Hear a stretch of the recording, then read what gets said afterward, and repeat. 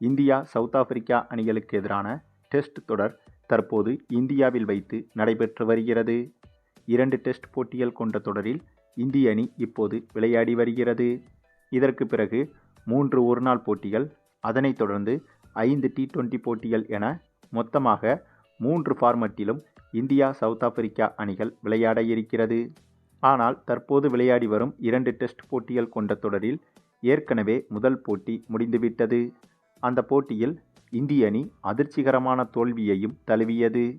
வெற்றி பெற வேண்டிய எளிதான சூழலில் இருந்தும் 2வது இன்னிங்ஸில் இந்திய அணி பேட்ஸ்மேன்கள் அனைவரும் மொத்தமாக சொதப்பியதால் இந்திய அணி அந்த முதல் டெஸ்டில் தோல்வியை தழுவியது. இதன் காரணமாக 2வது டெஸ்ட் போட்டியில் இந்திய அணி கட்டாயம் வெற்றி பெற்றே ஆக வேண்டிய சூழ்நிலையிலும் இருக்கிறது.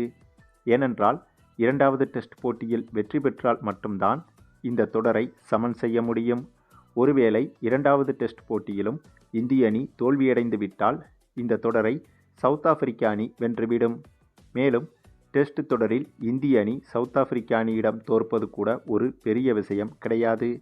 ஆனால் இந்தியாவில் வைத்து நடைபெறும் டெஸ்ட் தொடரில் சவுத் ஆப்பிரிக்கா அணியிடம் இந்திய அணி தோற்பது என்பது மிகப்பெரிய விஷயம். ஏனென்றால் இந்தியாவில் வைத்து நடைபெறும் பெரும்பாலான போட்டிகளில் இந்திய அணியை வீழ்த்துவது என்பது மற்ற அணிகளுக்கு மிகவும் கடினமான விஷயம். சிங்கத்தின் குகையிலேயே சிங்கத்தை எதிர்கொள்வது எவ்வளவு கடினமோ அதேபோல இந்தியாவில் வைத்து இந்திய அணியை வீழ்த்துவது என்பது அந்த அளவுக்கு கடினம். ஆகவே அப்படிப்பட்ட ஒரு சம்பவம் நடந்துவிடவே கூடாது. 2வது டெஸ்ட் போட்டியில் மட்டும் சவுத் ஆப்பிரிக்கா அணி வெற்றி பெற்றுவிட்டால் இந்திய அணிக்கு அது மிகப்பெரிய பின்னடைவாக மாறிவிடும். அப்படி ஒருவேளை 2வது டெஸ்ட் போட்டியில் இந்திய அணி தோல்வியடைந்து விட்டால் இந்திய அணியில் இப்போது உள்ள பல வீரர்கள் தூக்கி எறியப்படுவார்கள். குறிப்பாக இந்திய கேப்டனே மாற்றப்படுவார். ஆகவே அப்படிப்பட்ட மிக முக்கியமான போட்டிதான் இந்த 2வது டெஸ்ட் போட்டி.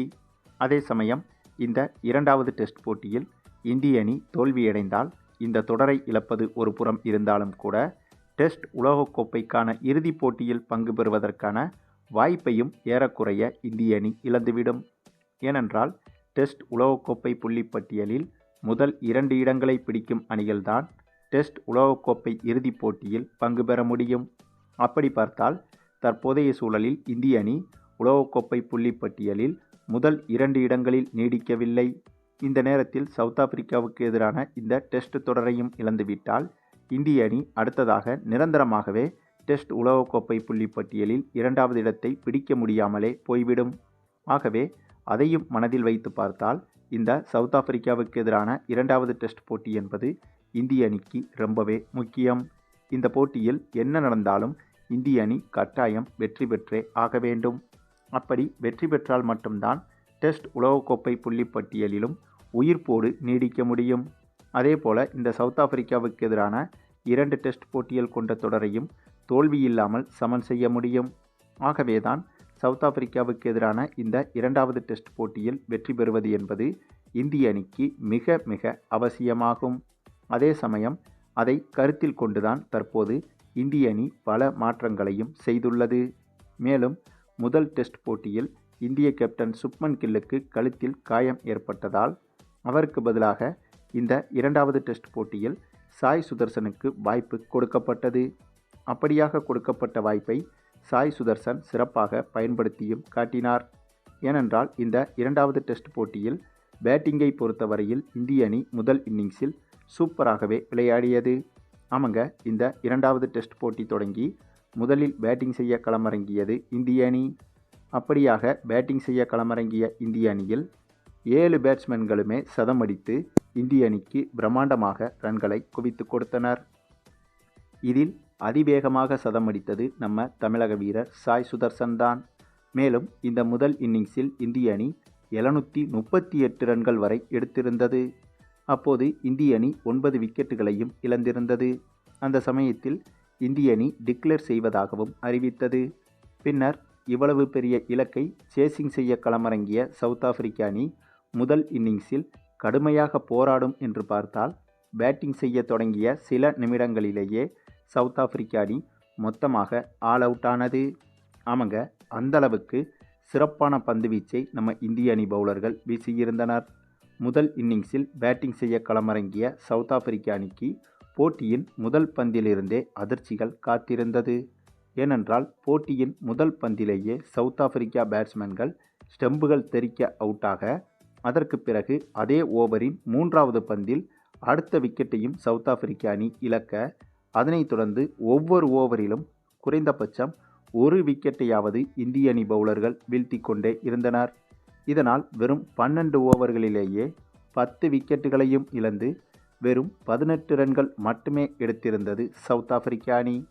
அந்தளவுக்கு சவுத் ஆப்பிரிக்க அணியின் பேட்டிங் வரிசையை ஒட்டுமொத்தமாக நிலைகுலைய வைத்தனர் இந்திய பவுலர்கள். இந்திய பவுலர்களை பொறுத்தவரையில் அனைவருமே சிறப்பாக பந்து வீசினார்கள். அனைவருமே தலா 2 விக்கெட் 1 விக்கெட்டுகள் என சரிபங்காகவே பிரித்தெடுத்தனர். எந்த ஒரு பவுலரும் 2 விக்கெட்டுக்கு அதிகமாக வீழ்த்தவில்லை.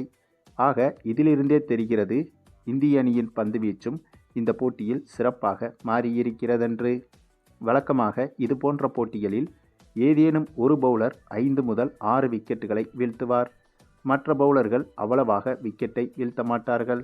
ஆனால் இந்த போட்டியை எடுத்துக்கொண்டால் இந்திய அணியில் பந்து வீசிய அனைத்து பவுலர்களுமே குறைந்த ரன்களை கொடுத்து அதிக விக்கெட்டுகளையும் வீழ்த்தியிருந்தனர். மேலும் இதே போட்டியில் முதல் இன்னிங்ஸில் பேட்டிங் செய்த இந்திய அணியை பொறுத்தவரையில் பேட்டிங்கிலும் சூப்பராக விளையாடி இப்போது பந்து வீச்சிலும் அனைத்து பவுலர்களும் சிறப்பாக செயல்பட்டுள்ளனர். ஆகவே முதல் டெஸ்ட் போட்டியில் அடைந்த தோல்விக்கு கட்டாயம் பழிதீர்க்க வேண்டிய முனைப்பில்தான் இந்திய அணி களமிறங்கியிருக்கிறது என்பதை இந்த ஒரு இன்னிங்ஸ் உணர்த்துகிறது. மேலும் இந்த இரு அணிகளுக்கு எதிரான 2வது டெஸ்ட் போட்டியை தொடர்ந்து அதற்கான வார்ம் அப் மேட்சில்தான் இப்படி ஒரு இன்னிங்ஸை இந்திய அணி வெளிப்படுத்தியிருந்தது.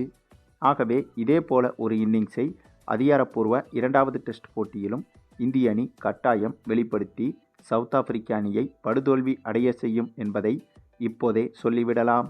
அது மட்டுமில்லாமல் என்னதான் இந்திய அணி முதல் டெஸ்ட் போட்டியில் தோல்வியை தழுவியிருந்தாலும் கூட அந்த போட்டியில் சுப்மன் கில் பேட்டிங் செய்யவே கிடையாது. முதல் இன்னிங்ஸில் களமிறங்கி ஒரு பவுண்டரி அடித்த பிறகு இவருக்கு கழுத்து வலி ஏற்பட்டு போட்டியிலிருந்து விலகினார். ஆகவே முதல் டெஸ்ட் போட்டியில் முதல் இன்னிங்ஸிலும் சரி 2வது இன்னிங்ஸிலும் சரி சுப்மன் கில் பேட்டிங் செய்யவே இல்லை. ஒருவேளை சுப்மன் கில் மட்டும் பேட்டிங் செய்திருந்தால் இந்திய அணி முதல் டெஸ்டில் வெற்றி பெற்றிருக்கவும் கூட வாய்ப்புகள் இருக்கிறது. அதன்படி பார்த்தால் முதல் டெஸ்ட் போட்டியை பொறுத்தவரையில் இந்திய அணி 10 வீரர்களோடு மட்டுமே விளையாடியிருக்கின்றனர். அதன்படி பார்த்தால் முதல் டெஸ்ட் போட்டியை பொறுத்தவரையில் இந்திய அணி 10 வீரர்களோடு மட்டுமே விளையாடியிருக்கின்றனர் என்று கூட எடுத்துக்கொள்ளலாம். குறிப்பாக ஒரு பேட்ஸ்மேன் இல்லாமல். ஆனால் இந்த முறை 2வது டெஸ்டில் சுப்மன் கில்லுக்கு பதிலாக நம்முடைய தமிழக வீரர் சாய் சுதர்சன் களத்தில் இறங்கப் போகிறார். ஆகவே இந்த முறை சவுத் ஆப்பிரிக்க அணிக்கு உண்மையான சவால் என்பது காத்திருக்கிறது என்றே சொல்லலாங்க.